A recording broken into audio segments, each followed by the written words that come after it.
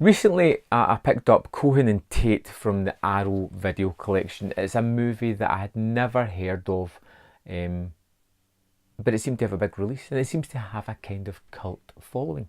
Looking into it, I seen it was directed by Eric Red, the man who wrote The Hitcher, Near Dark, load of other stuff, and this was his directorial debut. It came out in the 80s, and yeah, I just never heard of it. I never hear anybody talking about it. I don't really know too much about it. So the basic premise of the movie is about these two assassins who are called in to wipe out a family who are in witness protection, take this 9-year-old boy, take him back to the mob so they can get information off him and discover something or other. That's all you need. That's it. And the movie jumps into the start with these two assassins killing the family and taking the boy, and the rest of the movie is pretty much just them in a car going from A to B. Doesn't sound that interesting, but it's amazing because what you have here is a kind of deconstruction of the buddy movie. You have Cohen and Tate, two guys who have to work together, who just do not like each other. You have the old guy Cohen, played by Roy Schneider, and you have the young upstart played by Adam Baldwin, who is Tate. And we have the young boy Travis, and this is the three people within the car. You get quite clear definitions of who these characters are throughout the movie. You have the old man Tate, who seems to have,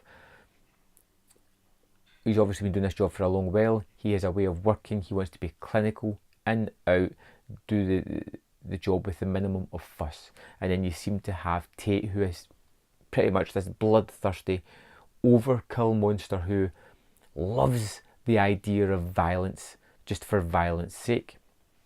And then we have this young boy Travis, who is scared but is incredibly smart.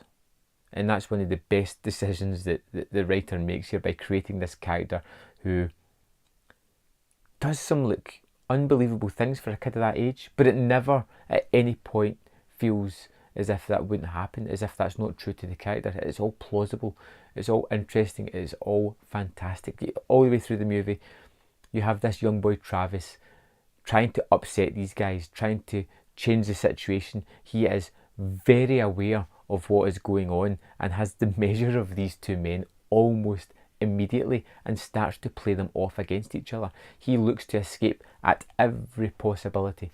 If at any point he can stop these guys or cause them issues, he is going to do it.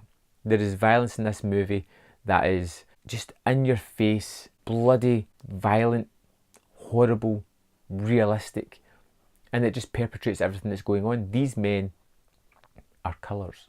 They are hired assassins. This is their job, and they are good at their job. The problem is transporting one person from one place to another isn't really their job. Working together isn't really their job, and this is what causes all the conflict within the movie. It's all based on a kind of road movie, as these people just can't cope together. It's very similar to Red's The Hitcher, with the case of these two assassins kind of taking the Rutger Hauer role and the young boy taking the C. Thomas Howell role. Or maybe flipped around, because definitely the boy is outthinking and manipulating the two assassins.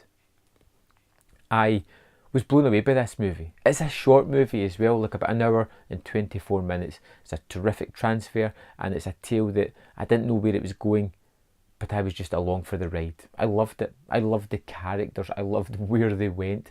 Every one of their actions seemed like the right choice to make at the right time, and I ended up with a movie that I'd never heard of before, probably because of the name, because it doesn't jump out at you, but something that I will be recommending constantly and consistently over the next number of years to anybody who will listen to my ramblings about this movie.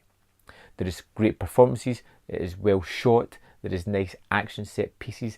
I love the characters, each of whom were all fleshed out three-dimensionally, who all had their own characteristics and their own behavioural patterns which you could see coming, and everybody did what you would expect them to do, or their actions felt would be respectful to their characters. That's great. It's well thought out, it's well written, directed, and it's a great movie that I don't know why people don't talk about more. So yeah, As always, the Arrow disc is packed with extras. If you're lucky enough to get a booklet, there's some good essays in that about from Kim Newman about the making of this movie, or about its effect and deconstruction of various kind of other movie genres.